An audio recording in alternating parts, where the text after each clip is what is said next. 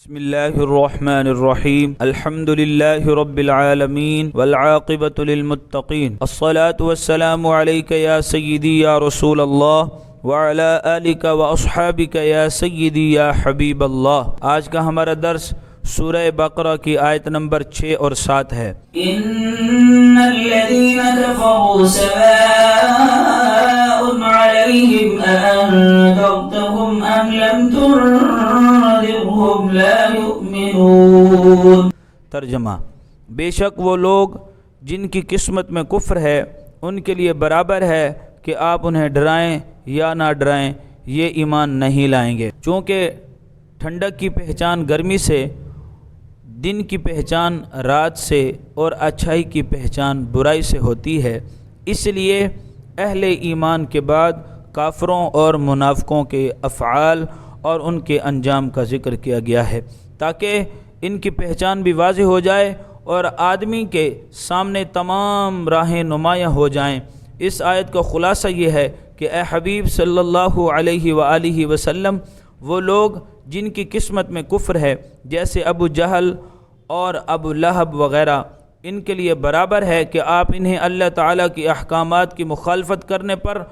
عذاب سے ڈرائیں یا نہ ڈرائیں، یہ کسی صورت ایمان نہیں لائیں گے، کیونکہ ان کے بارے میں اللہ تعالیٰ کو پہلے سے ہی معلوم ہے کہ یہ لوگ ایمان سے محروم ہیں۔ کفر کی تعریف اور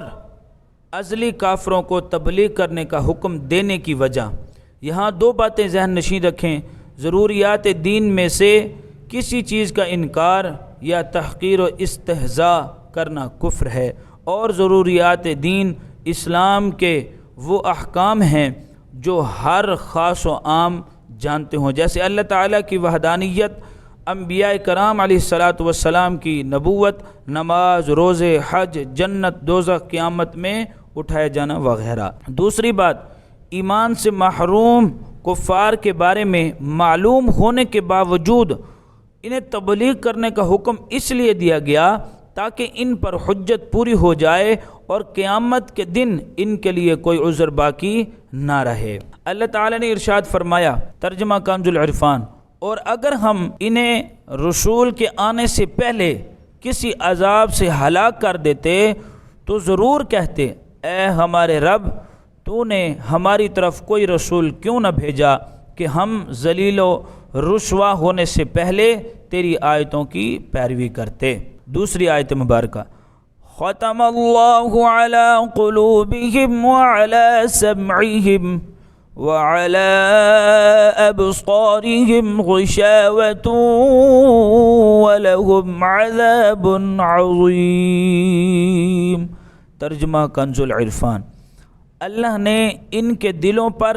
اور ان کے کانوں پر مہر لگا دی ہے اور ان کی آنکھوں پر پردہ پڑا ہوا ہے اور ان کے لیے بہت بڑا عذاب ہے۔ ارشاد فرمایا کہ ان کافروں کا ایمان سے محروم رہنے کا سبب یہ ہے کہ اللہ تعالی نے ان کے دلوں اور کانوں پر مہر لگا دی ہے، جس کی بنا پر یہ حق سمجھ سکتے ہیں، نہ حق سن سکتے ہیں اور نہ ہی اس سے نفع اٹھا سکتے ہیں، اور ان کی آنکھوں پر پردہ پڑا ہوا ہے جس کی وجہ سے یہ اللہ تعالیٰ کی آیات اور اس کی وحدانیت کے دلائل دیکھ نہیں سکتے، اور ان کے لیے آخرت میں بہت بڑا عذاب ہے۔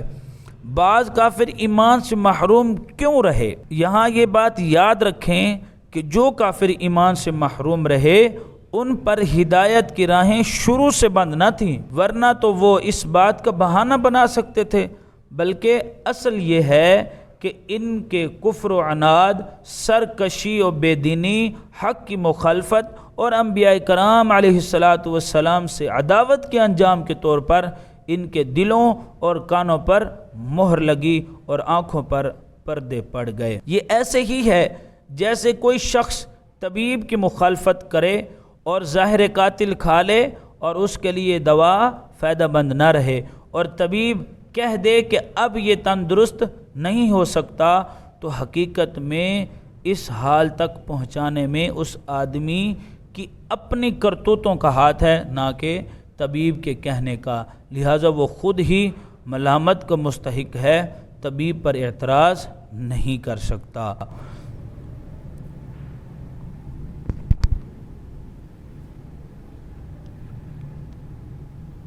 طبیب پر اعتراض نہیں کر سکتا۔